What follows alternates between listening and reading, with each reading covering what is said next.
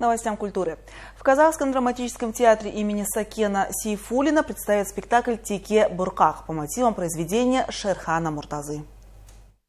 В этом спектакле слов нет, все герои безмолвны. Если быть точнее, он поставлен в стиле пластиковой морфозы, о действиях главных героев рассказывают их танцы.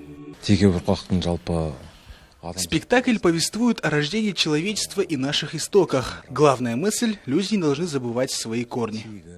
Главные герои спектакля пытаются спасти людей, которые забыли свои истоки, поставить их на истинный путь. Главный герой Напиль. Он пытается образумить людей, которые ушли от истоков и забыли свои корни. Для спектакля специально был написан саундтрек. В музыкальной композиции использовались 15 инструментов. Задействованы житиген, кобыс и другие национальные инструменты. Спектакль пройдет 9 июня в 18:30. А имам Ринажейна Джаксыбаев, Роман Копылов, телеканал Сарыарка.